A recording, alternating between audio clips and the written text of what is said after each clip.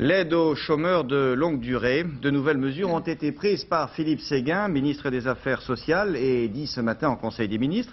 Également présenté le texte sur la durée et l'aménagement du temps de travail. C'est un texte, vous vous en souvenez, qui a connu quelques vicissitudes. Voilà, oui, ce n'est pas simple. Alors, reprenons. Ce projet, vous vous en souvenez, avait fait l'objet d'une ordonnance que le président de la République avait refusé de signer. Mais ce n'est pas tout, car devenu un amendement à un projet de loi, il avait été annulé ensuite par le Conseil constitutionnel. C'est donc un projet de loi qui était examiné ce matin en Conseil des ministres. Quant aux principales mesures de l'aide aux chômeurs de longue durée, le détail avec Gérard Leclerc.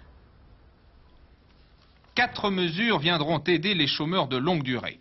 Premièrement, les contrats de réinsertion calqués sur la formation en alternance pour les jeunes. Les bénéficiaires auront un contrat de travail de 2 ans minimum en entreprise.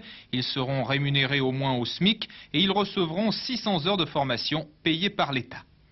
Deuxième mesure, pour les cas les plus difficiles, les stages de réinsertion en alternance avec 5 mois de formation et de stage en entreprise, rémunérés au SMIC et entièrement pris en charge par l'État.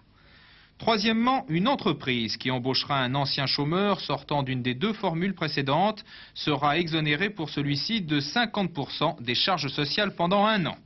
Enfin, 4e mesure, la suppression du délai de carence entre la fin des allocations UNEDIC et la prise en charge par le régime de solidarité. Pendant cette période de 2 à 4 mois, le chômeur longue durée ne touchait pas d'allocation. Voilà pour les mesures maintenant.